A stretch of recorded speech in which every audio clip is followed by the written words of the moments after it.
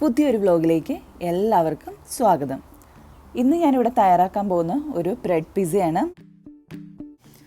ഞാനതിനു വേണ്ടി ഇവിടെ എടുത്തേക്കുന്ന സാധാരണ സാൻഡ്വിച്ച് ബ്രെഡാണ്. അത് നമുക്കിതൊരു ട്രേയിലേക്ക് ഇതേപോലെ നിരത്തി വെക്കാം.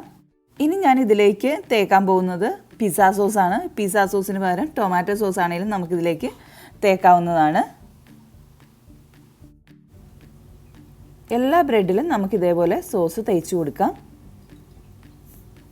ഇപ്പോൾ എല്ലാത്തിലും ഞാൻ സോസ് തേച്ച് കൊടുത്തിട്ടുണ്ട്. ഇനി ഇതിലേക്ക് മൊസറല്ല ചീസ് നമുക്ക് ഇട്ട് കൊടുക്കാം.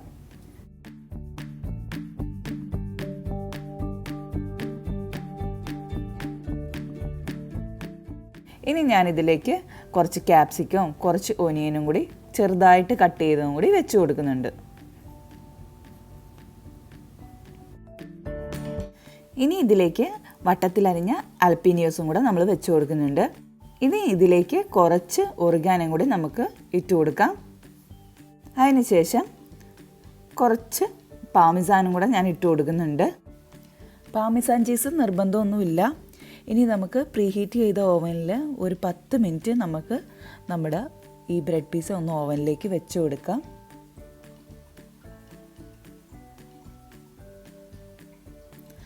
ഇപ്പം നമ്മുടെ പിസ്സയൊക്കെ ഇവിടെ റെഡി ആയിട്ടുണ്ട്.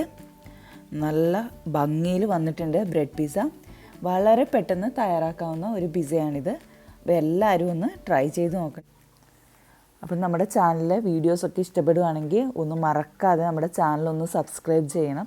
അതിന് തൊട്ടടുത്ത് തന്നെ ഒരു ബെല്ലൈക്കനുണ്ട്.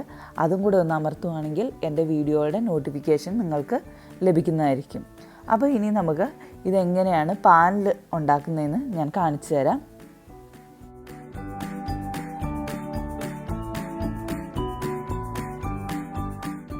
ഇവിടെ നമ്മൾ ഒരു സാൻഡ്വിച്ച് ബ്രെഡ് എടുത്തിട്ടുണ്ട്. അത് 2 സൈഡും ഒന്ന് ചെറുതായിട്ടൊന്ന് നമുക്ക് ചൂടാക്കിയെടുക്കാം. ഇനി നമുക്ക് ആ സാൻഡ്വിച്ച് ബ്രെഡിലേക്ക് കുറച്ച് പിസ്സ സോസ് തേച്ച് കൊടുക്കാം.